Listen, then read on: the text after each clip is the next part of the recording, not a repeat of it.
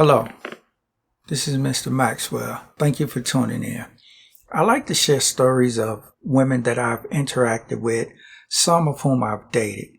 However, today's story is about a young couple that I met while I was out at this place called the Lux Wine Lounge out in Hammond. Nice place, by the way. They were out on a date. This is the story of Jazz and Sergio. And I wanted to get their take on what it's like living together as a couple, planning your life out. Some of the struggles they had to overcome, and even cultural differences. So, without further ado, we got Sergio and Jazz. Okay, we got Sergio and Jazz. This is your fiance, right? That's my fiance. Yep, fiance for about a year and a half now, but we've been together about four years. Mm-hmm. We've been locked in for about 4 years now. So how'd y'all meet? Ooh, That's so funny. We were just talking about this earlier. So we actually met through, it was just close friends, right? And like friends and family. And it was just us hanging out, and it was just, I was doing my thing, she was doing her thing. So, you know what I'm saying? But it was around the same space. But that was like 10 years ago. That was about 10 years ago. So y'all met 10 years ago. Met 10 years ago. But y'all didn't start getting... we didn't start dating until the pandemic happened. Yeah. So it was actually, this pandemic started, and so a situation happened and brought us together, and we had a quarantine, and it was a group of us. And from there, we hit it off. Nice. So... I mean, in a modern dating world, would y'all say it's more difficult or more obstacles, or as far as just dating and traditional senses and all that stuff? I mean, what did you expect from him? Honestly, our dating was never traditional, so it did not, like he just said, we ended up having to quarantine together, and that was literally in our getting to know each other phase romantically. So we were we just started dating, and then boom, we have to quarantine together because I wasn't able to go back to my house because I have people with pre-existing illnesses in my home. So in order to keep them safe, we decided to quarantine together in his house, and I don't know. We just made the best of it. So honestly, as far as obstacles, there's a lot of obstacles. We had a lot going through our situationship. Mm-hmm. Situationship, and then definitely even the pressure from our friends and family. We feel like it's sometimes it feels a lot because of the expectations. And then that word that gets thrown a lot nowadays, that's trending, power couples. We didn't force ourselves to be any type of things like that, but a lot of people admire our relationship. And it does put a strain because it's we got to live up to that expectation that everybody's oh, you guys are the greatest, the best couple, y'all got it together, but really, we're just normal. We're two regular human beings, people, and trying to, go about it as best we can, and make a relationship, make it work. Two different backgrounds, two different people, perfect. Yeah. What about cultural differences, your type of cooking, and different cultural differences? So did y'all have any obstacles with that to overcome, or? So as far as cooking, I'm probably the chef. And I'm the sous chef. I'm the sous chef. Prior to me and him dating, I was already almost master at cooking pretty much anything. And Mexican food was on the list because that's literally one of the only things I really eat all the time. Yeah. So it was already in me. So, and I shocked him when I started cooking, and he was like, wait, you know how to do this? Yeah, I do. So it wasn't that hard. He does speak Spanish fluently, and a lot of his family members do too. So that's... You gonna learn Spanish? I be trying, I know a little poquito, mucho poquito. Mm-hmm. There's certain places oh, we're gonna speak Spanish here today. Right. and it's cool. It just blends. It's so easily blended because we're she's genuine, you know what I'm saying? I try to do my part. So it's it just blends, you know what I'm saying? And it's never on the judging part, it's just whatever I brought to the table, whatever she brought to the table, and we work with that. It's never I'm not used to this and I don't like that. And I'm like, you know, we always, me and her are like they say we're one and the same, right? And we have that same mentality where it's open mind. No matter what is in front of us, we're going to have an open mind about it. And definitely our different cultures, we walk in having a different mind about it. Open mind about it. Also, like, if there was ever a family function, like if my family has a function, he's right there having a good time. He's probably helping out because I probably had to plan it. So he's probably helping out. And then vice versa. Function that's at one of his family members' house, I'm bringing my whole family too. So we kind of we interact pretty good. Our cultures, it's not too hard. Okay. And you said you're a DJ? No, I'm actually musical engineer. So I actually mix and master my own music along with putting music out there, doing some rap and some R&B, mixing it together in Spanish and English. Oh, okay. You know. What you do? I am I'm pretty. No, I'm kidding. No, I do hair and makeup and also nails. My current status right now is that I want to pursue event planning and whatnot. So that's what I'm looking forward to doing right now. So are you guys currently living together or? Yep, yeah. We've been officially living together for 8 months now. It's been longer. It's been longer, but our own place now. Our own place. Officially. Just y'all. Just us two, 8 months. Cool. Is it a date set? Like a wedding date? Well, so we did set a date. But we set like a month and a year, right. Which is August of 2024. Only because I'm used to like event planning and whatnot, and I know how hard it is to plan a wedding. And then you're like, this is going to be our date. And then you go to a venue and they're like, oh, that date is booked. Can we give you a different date? So we're just trying to stay open with the exact date for right now. But yeah, we have a date for next year. So weddings are kind of expensive. Oh yeah, they are. Who books that? Who fits that one? We definitely been we're both very resourceful. So we've just kind of reached out to the people we know. Like honestly, my ideal wedding, just because again I've actually had to plan weddings before and I just don't want stress. Like I honestly just want to do like simple stuff. I want an outside wedding, a couple tents, some reception and be like family style food. Everybody, if you want to cook something, go right ahead. It's fine. I really don't care. It's not that deep for me. Like I'm gonna put on a dress. He's gonna put on a suit. We're gonna do the thing, and it's gonna be over with. Yeah. So is it gonna be like? I'm not sure if, as far as religion, would you Catholic or? He is Catholic. Well, his family is. My family's Catholic. I'm spiritual. And you? I'm spiritual. Baptist or Christian? No, just spiritual. So not denomination. Right. Okay. Yep. So, I mean, I'm pretty sure I don't want to say it'll be an issue, but just to make sure that we don't upset any of the elders, we're gonna. It's gonna definitely be like a Catholic wedding. It's gonna be Catholic is that's the man. So yeah. You wouldn't mind that though. No, not at all. Like I said, I'm fine with us going to the courthouse and just. Oh yeah, we're doing this for our family, literally. So whatever, I really don't care. It's whatever. Yeah. We literally took a trip to Vegas about 2 years ago, and we're gonna do this, and then her mom called. You better not. You better not. She called on the plane and was like, before we even took off, and was like, I just wanted to remind you, don't go out there and get married. Like, don't get married, and we're don't get married without me. Yeah. So yeah. Kids. So he has 3 kids. Mm-hmm. I have godchildren. So yeah. But we've talked about it. Y'all gonna start. Not like right this second. But no, not yeah. Literally a conversation we had because today's technically a date night today, right? So we usually talk about all these things on these days when we have time to be together. So we were just talking about this again too. You know what? Speaking of that, I didn't even ask y'all ages. Oh, okay. So I'm 34. Sometimes I got to think about it because I lie a lot.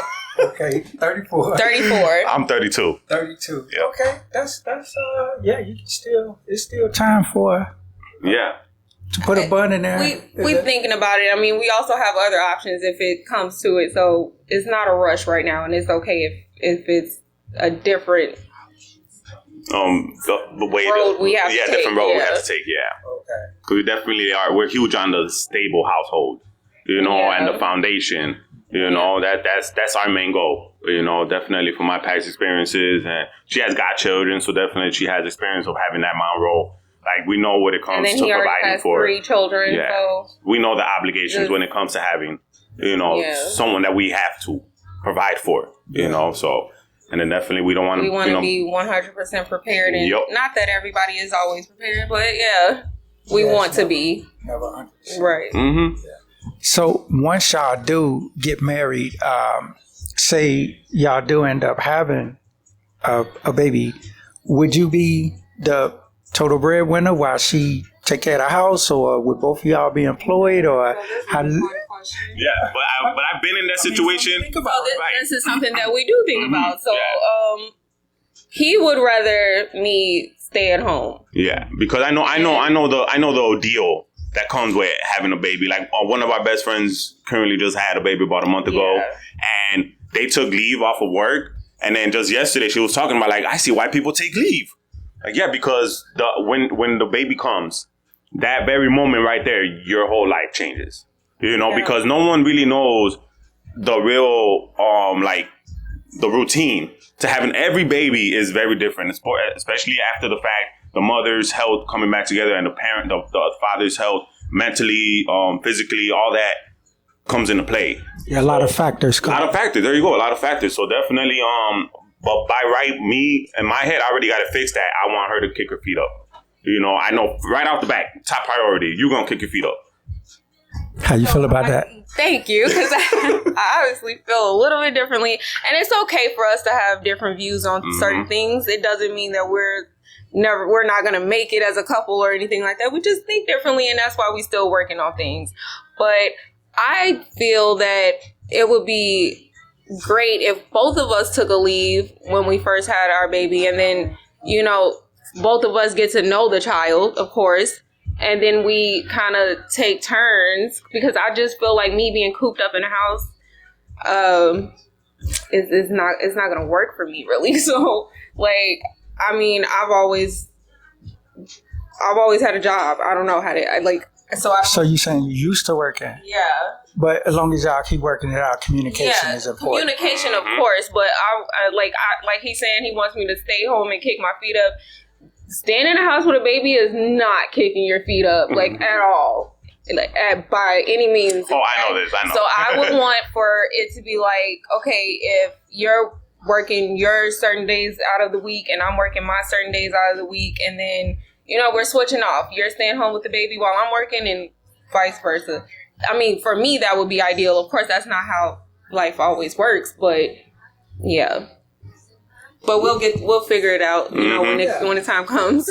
Yeah, life is like that, though. Sometimes it's 60-40, sometimes it's 70-30, sometimes it's 90-10. I was just talking about that too. Like, recently, I was having a rough patch with, as far as like my mental, and I was like, Serge is definitely at an 80, and I'm at a 20 right now. Like, we're not 50-50. It's never 50-50, really. It's not. Yeah, really, and sometimes it rotates too. Yeah. I have my moments, you and know, then I'll and be like 70, he's 30. Like, you know, but that's where the roles, you know what I'm saying, might switch up. But that's a communication also, because sometimes someone needs to, you know, kind of step up, and it's never an obligation either. When it's never like anything forced too, like, you're supposed to do this and you're supposed to do that. It's just like, we also don't have like gender roles. Like, yeah, he was opening the door for me and stuff like that, but that's just him. But we don't have gender roles where it's like, oh, I'm gonna cook and clean every day, and, you know, you just go to work or whatever. Like, we do everything together. We cook together, we clean together, everything. A shared responsibility on pretty much everything. Okay. What about, okay, so far as the bills go, household expenses, is that like 50-50? Look at that face. I would actually, honestly, I don't even feel like it's like a 50-50. It just gets paid. It just gets paid. Period. It's gonna get paid. Whether it's me, him, us together, whatever, it's just gonna get paid. So I can't really say if it's 50-50. Right. I don't know like how we So it's break like, that down. I got the rental mortgage. You got Right. the groceries. Right. You know. Or like this month, I can cover the rent, so then you cover the light bill, the phone bill, or whatever. Like it's kind of like that. Like whatever we can take care of, we just make sure it's taken care of. That's it. Oh, then again, because what you do is not like a 9 to 5 or a steady income. Well, I do have. Well, I see. That's the thing. I do that. That's a hobby of mine, right? Okay. But of course, I had to fall back on it. So my what I'm known for currently is outreach work, social worker, and that's for UCAN. So that's a non-for-profit organization, and we're from the west side of Chicago all the way to River South suburbs, and we service high-risk youth, and trying to educate and also provide some type of like skills that, you know what I'm saying, they don't learn from the streets, you know, professional wise. You know, definitely one of our huge things is professional development, and that's my 9 to 5.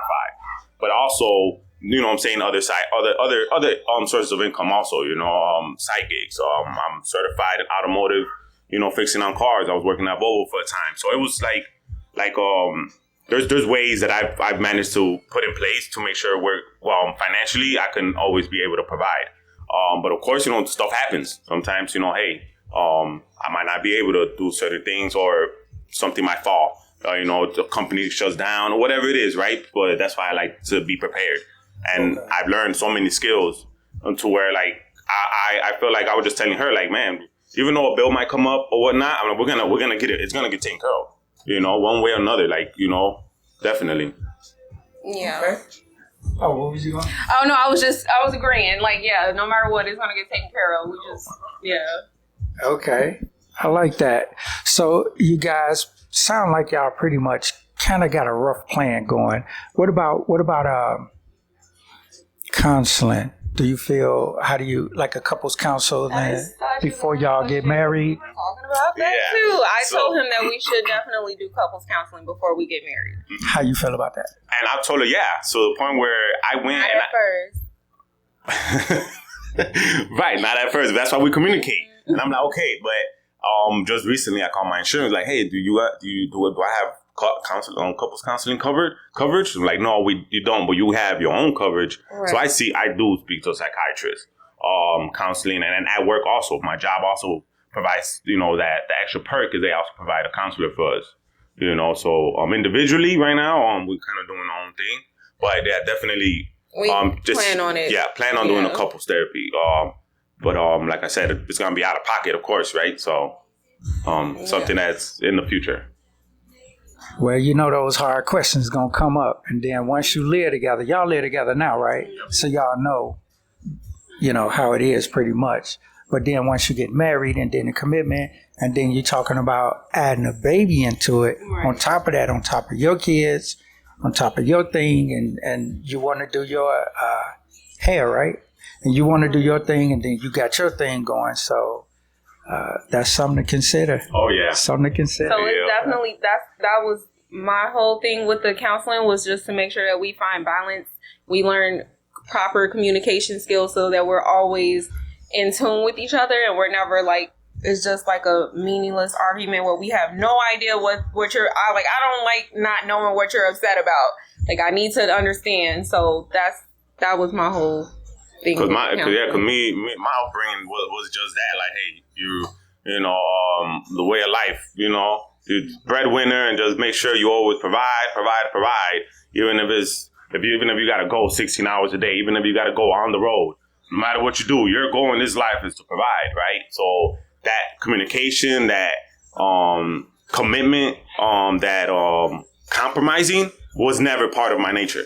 You know, I had literally learned that with her. Compromise. Literally learned that being with her. And I'm like, what are you talking about? You're crazy. Calling her. But she's like, this is reality. This is real. This is the real thing. Compromising, commitment is a real thing, Serge. It's not just about money. I'm like, oh. Well, it's been great. It's been happy. You know, I love it, you know.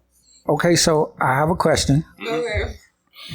Was you guys, okay, you first. Was you raised with mom and father, with your mother and father in the household together? But not physically. So my dad he was here illegally, so he was incarcerated and then deported. So for a while, we were like, kind of dependent on other family members to help out and friends also. Of course, I was 5, 6, 7, 8. I wasn't when your dad left? Yeah. When my dad was incarcerated and deported. I wasn't really comprehending what was going on up until I was older, but I knew what was going on. My dad wasn't around. My mom was trying to help, gone all the time. But it wasn't until later on that really affected, my upbringing, because I never really had that structure. I never really had that discipline, really, in the household. Mom was just making sure there was a roof over our head and food in our stomach. What about mom and dad in the house? My situation is a little bit more difficult than that. I didn't really get to grow up with my mother or father. My older sister raised me, who's my mother, so I call her mom. That's my mom. So, what happened with mom and dad? What is wrong with me? I don't know. So when I was very young, like I remember the last time I seen my dad, I was like less than 5, maybe 3, 4 years old or something like that. And my mom pretty much didn't want him to have any communication with me because he had cheated on her. So, how that goes. It's like, I don't get a dad in my life because mom is mad at him. Yeah. So that happened. And then my mom, she was just having a hard time with drugs and whatnot. So she wasn't really able to be around him. She was kind of like doing her own thing a lot. And so my sister kind of took me in and raised me like I was her child. So, and I'm blessed because of her and thankful because of her, because without her, I don't know where I would have been. So did you go to live with your sister? Yeah. So I lived with her for most of all of my life. It was time periods in between. How old were you when you? When I first began living with her, I was probably maybe 8. And then I'm not really sure. I might have been 8 years old. And then it was a separation after that when I was a teenager because my mom wanted me to come back with her. And then she moved me to Indiana. And then it was a whole thing with that. So when I came back, I was actually able to go back with my sister. So I was living with her until now. Did you ever see dad again? Or I did. So my sisters on my dad's side actually found me on Facebook. And I was probably 20, maybe 22, somewhere around there. And that's when I reconnected with my dad and, his side of the family, which is beautiful because, I love my dad. He's great. And I really do wish he could have been in my life. And he does, too. And he regrets it. But, what can he do? My mom moved me, to another state and whatnot every chance she had. So from 4 or 5 years old to 22, that time you missed with your dad? Mm-hmm. Yeah. So it was, I don't know what to say because sometimes, I don't know, it's kind of hard to talk about things like this. But, yeah, obviously I wish I had him at those times. It would have been, I feel like my life would have been different and probably better to actually have my father in my life, somebody that would have been there for me versus, my mom who was kind of in and out and kind of and me and my mom's relationship wasn't really that great because we was always kind of against each other. So yeah, it would have been nice to have him to be able to be there for me. But you got him now. But I do have him now and it's great. So I appreciate him and everything. I can call him and talk to him about anything. And he sits and listens, and then he gives me his advice, and then I run with it because he's right. I don't remember. Did you say you had kids? I know you. No, I don't. No, okay, no kids. You got God kids. That's right. Right. You adopted some God kids that you.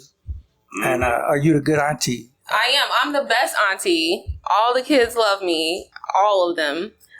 We just went to go visit one of my old friends who I used to be with her son every day.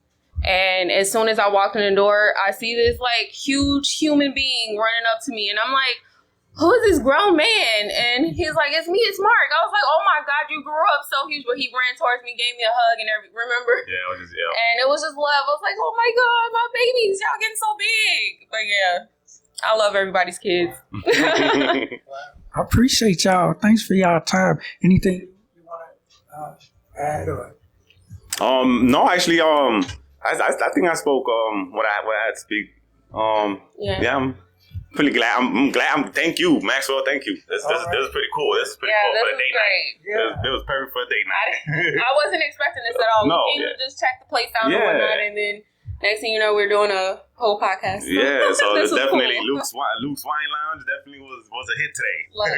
Lux. Lux. He has an accent. I have an accent. I'm sorry, I have an Spanish. accent. So Lux Wine Lounge, yeah, it was a hit. All right. Thank y'all for coming by and thank y'all for stopping by. I really appreciate that. Okay. So what'd you guys think? It was interesting. They seemed like a nice couple. Sergio seems that if he wants to be more traditional. He wants to take care of the home. He wants her to be home, especially if they had a baby. He feels like Jazz should be home. Jazz, on the other hand, feels like it should be a shared role. Maybe both should take turns with the baby and the household responsibilities. She also said no gender roles. They agree that there's no specific role set for men, no specific role set for women. However, I'm not too sure about that one because traditionally when it comes to climbing on a roof or cutting grass or certain other physical things, men typically do that, but I'm sure they'll work that out. Neither one of them had a dad in their life. Sergio's dad was deported at an early age, and Jazz's dad and mom was at odds, so she kept Jazz away from her dad, which is another whole story on women. Certain women, not all women are like that. So hopefully they both learned a lesson from that. And if they do bring a life into this world, understand that and focus on that and being together. However, on the plus side, Sergio learned to compromise in the relationship. And Jazz, she's willing to do a Catholic wedding in honor of Sergio's religion, which shows growth on both of their parts. In my personal point of view, I think they were nice people. I think they have a promising future. They got a few bumps ahead, but I would like to see them stick it out and carry it on through. Because when you get old, you're going to need somebody to help you with that cane, somebody to help you remember where you put your teeth at, and all these other sort of things, and to take your medication and stuff, and help you eat right and work out and carry on through life. Because at the end of the day, all you got is each other. This has been Mr. Maxwell, and that was the takeaway that I would say we all should learn from this. So thank you for tuning in. I appreciate you, and I wish you well.